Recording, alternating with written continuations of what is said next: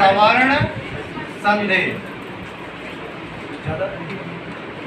पूर्व सवर्ण संधि का मतलब ये, इसका सूत्र जो होता है वो है जयो हो अन्यतरस्याम। सूत्र क्या है? जयो हो अन्यतरस्याम। ठीक, बहुत कठिन लग रहा होगा, संधि भी वाकई बहुत कठिन है। हिसाब से ध्यान से समझना इसे, ठीक। और तब तक लिखना भी नहीं जब तक मैं समझा रहा हूँ, नहीं तो कतई समझ में नहीं आएगी ये वाली। ठीक, जयो हो अन्यतरस्याम ये कह रहा है अगर पहले पद के अंत में झय प्रत्याहार हो, क्या हो? झय प्रत्याहार, तथा द्वितीय पद के प्रारंभ में अगर हा हो, इधर क्या हो? झय, और इधर क्या हो? हा हो, तो क्या हो जाता है? तो अन्यतरस्याम।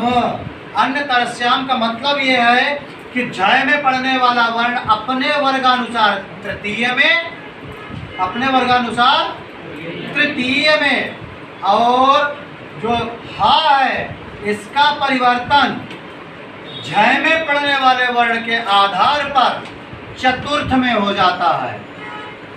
परिवर्तन किन में होगा? झय का तृतीय में और झय के सापेक्ष हा का चतुर्थ में। मुझे मालूम है ये बात अभी तक समझ में नहीं आई है, लेकिन अभी आ जाएगी समझ में। झय को हम अगर कहें कि अच्छा तृतीय और चतुर्थ कहाँ हो सकता है, ये तो केवल स्पर्श में होगा, स्पर्श वर्ण के अलावा ऐसा कहीं भी नहीं हो सकता है। तो हम अगर कह दें कि झय का मतलब स्पर्श वर्ण होता है, तो क्या बात आसान हो गई? थोड़ी सी अभी आसान हुई है। वो थोड़ी सी आसान ये हुई कि कोई भी एक हमने वर्ण उठा लिया, हमने कहा ता, था, धा, धा, ना, ये हमारे वर्ण है, ता, था, धा, धा, ना, सही? ठीक। अगर इनमें से कोई वर्ण आ जाता है तो क्या होगा? जो भी वर्ण झय में है, मतलब प्रथम पद के अंत में, उसका तीसरा मतलब दा हो जाएगा। और दा का अगला कौन है? इसके सापेक्ष चतुर्थ कौन होगा? भाई पहला, दूसरा, तीसरा, चौथा, पांचवा, यही तो क्रम बनेगा ना, है ना? जरा देखते हैं उदाहरण और अच्छा समझेंगे फिर। हमने कहा संपत, संपत धन हर्ष, संपत धन हर्ष।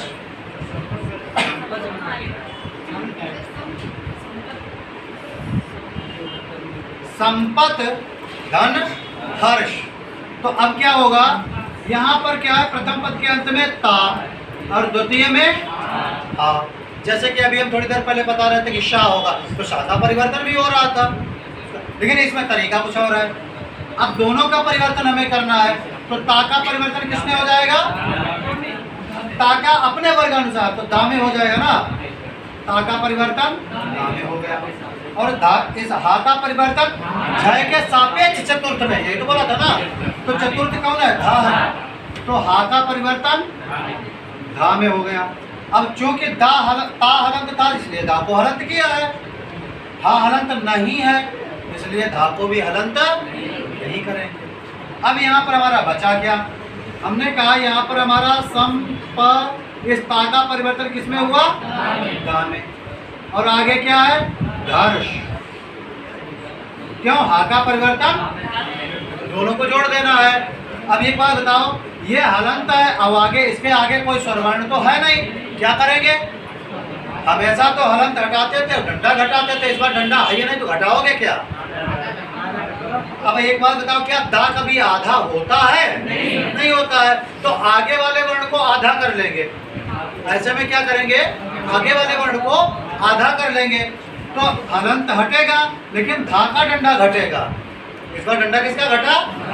अब धा कह रहा है कि हमको जो हाथ पर हमारे तोड़ दिए हैं, अब हम रहें कैसे? तो किसकी वजह से टूटे? धा की वजह से। तो बोले तुम्हारी ही पिठाइयाँ बैठेंगे आके, तो धा कहाँ चला आया? धा के पास। तो ये क्या बना? संपत हर्ष।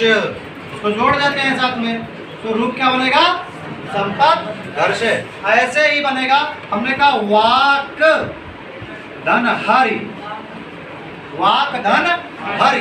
तो क्या बनेगा, इधर का है इधर हा है, तो का का परिवर्तन का गा में हो गया और हा का परिवर्तन खा में हो गया।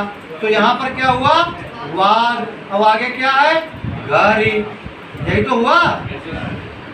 अब इन दोनों के मध्य में कोई स्वर है नहीं है, आराम से इसका हलन घटाओ, इसको घटा दो, वाग घरी रूप बनेगा।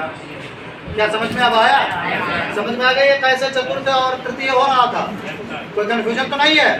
वो तो पूछो। ठीक है।